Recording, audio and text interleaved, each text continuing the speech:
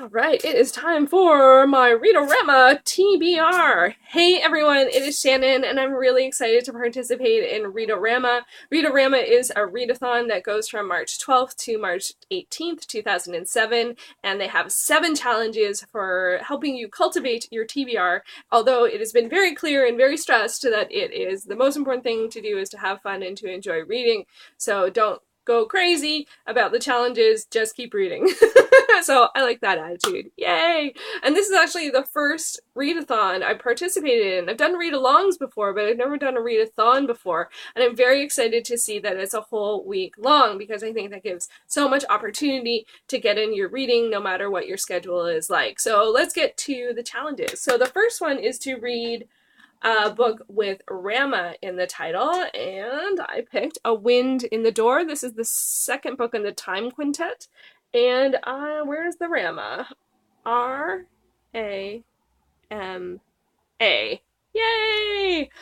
I also picked up a backup for this one and for some of the possibilities in case I get a little mood ready in that. And my backup for this one is A Room of One's Own. We have R-A-M-A. So also I wanted to make sure that I included some shorter texts in the options because I'm a completist and I want to get all the 7 challenges done. I'm not gonna lie, I want to get all 7 of them done. Next is to read a book with an animal on the cover.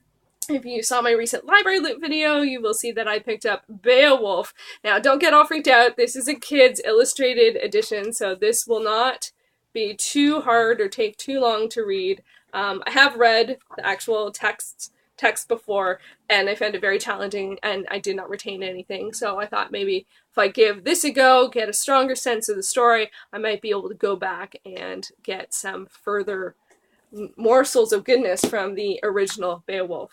Fingers crossed, right? Anything's possible.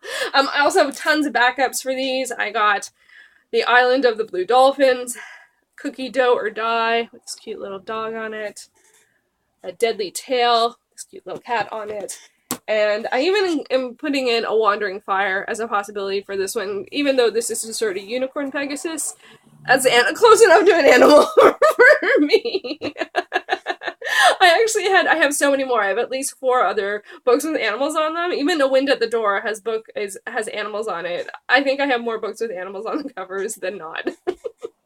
The next challenge is to read a book with a character whose name starts with the same first initial as your name. My name is Shannon, so it starts with an S.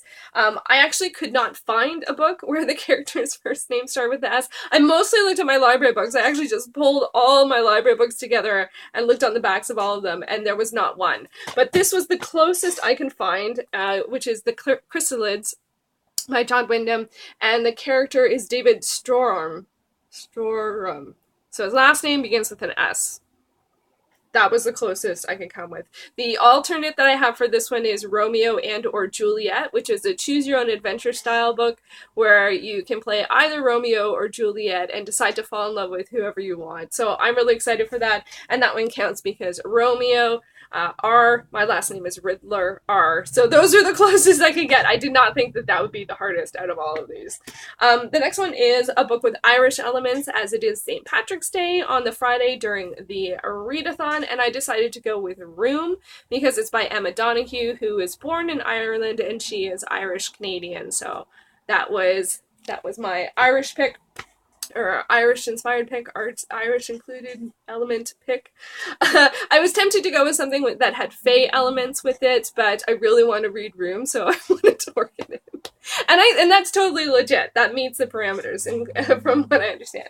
The next is to read the first in a series, and I'm going to read, it's actually not this book, but it is the first in this series, and that is Christmas at Harbor by Lisa Kleypas, and then this one's the second one, Shadow Road. And yeah, because my library hold for the e-copy for Christmas at Harbor just came in. It's going to be a little weird to read a Christmas book outside the season, but I didn't realize this was the second in the series. And the first one almost looks like a bit of a novella because it's only like 140 pages, which is like perfect.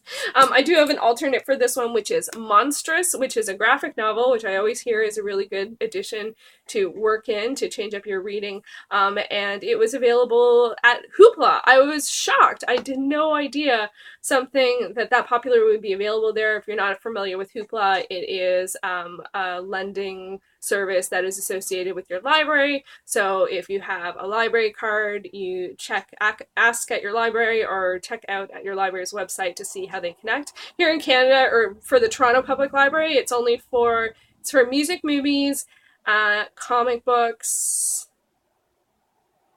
and TV.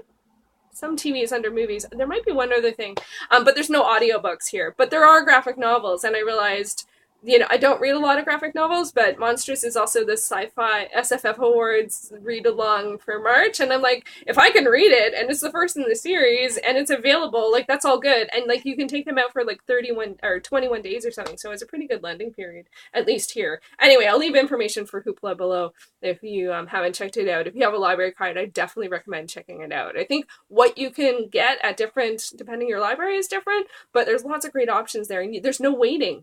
It's just available. You only have so many you can use a month, but there's no waiting. The no waiting really working for me. The next parameter is a book with an illness, either physical or mental. This one, I was I don't know what the draw is to include this, if it's connected to some kind of awareness or something. I left a comment somewhere, but haven't heard back. But so I'd love to know if you're part of Read-o-Rama, what the inspiration for that was. I know that the Irish elements was St. Patrick's Day, and the Rama is obviously Rama, but the health one, just because I have health concerns, I was curious as to what it's matched up with, if anything. But what I decided to actually go with is most likely As You Think, one, because tiny, by James MacLean, and this is actually a self-help development type of non-fiction book, so I feel like that's close enough. I also have on my Kindle, I have Everything by Nicola Yoon, but I've heard some things. It's one of those ones that I'm like, I don't know if it would meet the challenge either, and I don't want to know because of spoilers, so I don't know. Anyway, good to have two options for that. So those are my two illness options. And the next one is to go into a book blind, and I'm going to go with Raging Winter by Colleen Gleason. And I'm including this because I literally don't remember checking it out of the library. Like, it was there on my list, and I'm like, I don't know why I picked that. I have no idea what it was that said pick this one. No idea. But the description was if Buffy meets Downton Abbey, and I'm like, I'm gonna work with that. So I think he's a vampire slayer, but it's set historically, and it's part of a larger series, but apparently it's a standalone spoiler-free novella. And I did try and make choices where the books were shorter than like the average bear, so considering it was a novella, it's obviously I'm going into a blind, other than I did read the description, but the choice, I don't remember when I chose it, I don't remember why I chose it. I feel like that's good enough. And then the last one is simply to read 7 books. So there's 7 parameters, so if I read those 7, then I'll meet the last one. I also decided just to throw in there to change up formatting Sad Cypress by Agatha Christie, which I have on audiobook as read by David Suchet. I love David Suchet. And it's a Poirot, and he plays Poirot on the British series, and he's just such a wonderful actor. I don't read a lot of audiobooks, but when I do, I strongly prefer when they're read by actors. And then the other one I might want to work in is Twelfth Night by Shakespeare, because I haven't gotten in a play, and I think it might be nice that'll definitely shake things up. It might be a good sort of like read one scene or read one act between other things. I do tend to read multiple things at the same time instead of starting one and going all the way to the end. Although some of these, especially the kids' books, I could probably start and finish in one go, or like the Virginia Woolf, I could probably, people say that you can read that in one go because it's like an essay. but I don't tend to do that. I tend to break it up, and but I have no idea. This is my first readathon. I don't know what's going to happen. I might want to read one a day. I might read little bits of each of them every day. I have no idea. So let me know if you are participating, and if you've made a TBR, if you've made any videos, and feel free to share that with me, and I'd love to check them out. I'm really looking forward to participating and seeing what this experience is like. All right, see you in a week when I'll do a wrap-up. Woohoo! Thanks for watching.